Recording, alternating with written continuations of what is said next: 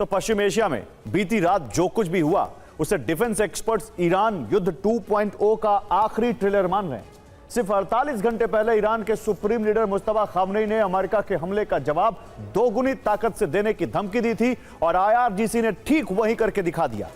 युद्ध विराम के बाद यह पहली बार है जब ईरान ने अमेरिका और उसके पूरे अरब नेटवर्क को हिलाकर रख दिया है। सिर्फ एक रात में एक साथ 4 देशों पर भीषण प्रहार हुआ।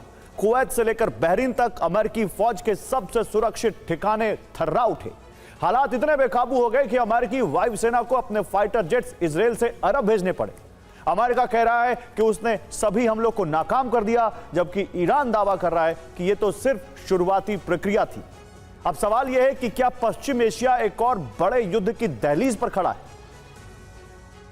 कुवैत की सेना ने आधिकारिक रूप से स्वीकार किया है कि उसके एयर डिफेंस सिस्टम ने कई जगह बैलिस्टिक मिसाइलों के हमले और ड्रोन के खतरे का सामना किया है। रात भर चले इस संघर्ष के कई वीडियो अब सोशल मीडिया पर वायरल हो रहे हैं। और अब समझते हैं ईरान के इस न्यू वॉर मॉडल को, जिसने सिर्फ एक रात में पूरे पश्चिम एशिया के सुरक्षा तंत्र को हिलाकर रख दिया है। ईरान ने इस बार 4 अलग अलग दिशाओं में यानी कुवैत, बहरीन, UAE और इराक तक बारूद की लाइनें खींच दी। सबसे पहला प्रहार हुआ कुवैत पर, जहां अमेरिकी सेना और वायुसेना के सबसे बड़े ठिकानों में से एक अली अल सालेम बेस को ईरान की बैलिस्टिक मिसाइलों ने टारगेट किया। दूसरा और सबसे दुस्साहसिक हमला हुआ बहरीन पर।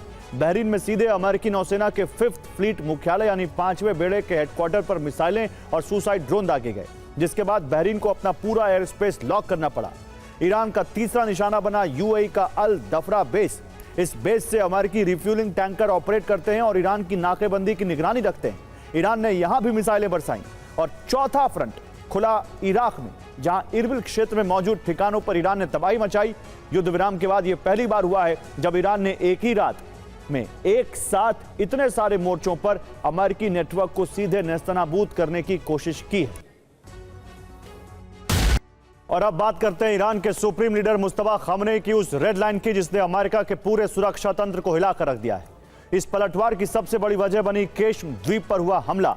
ईरान का कहना है कि अमेरिका ने पहले उनके इस रणनीतिक द्वीप को निशाना बनाया, जिसके जवाब में IRGC ने यह भीषण जवाबी ऑपरेशन शुरू किया। सिर्फ एक रात में 15 से ज्यादा बैलिस्टिक मिसाइलें खाड़ी के देशों पर दाग दी गई। इसका नतीजा यह हुआ कि कुवैत में एक ही रात में 2 बार खतरे के सायरन गूंज उठे और खौफ के मारे बहरीन को अपना पूरा एयर स्पेस यानी हवाई सीमाएं बंद करनी पड़ी।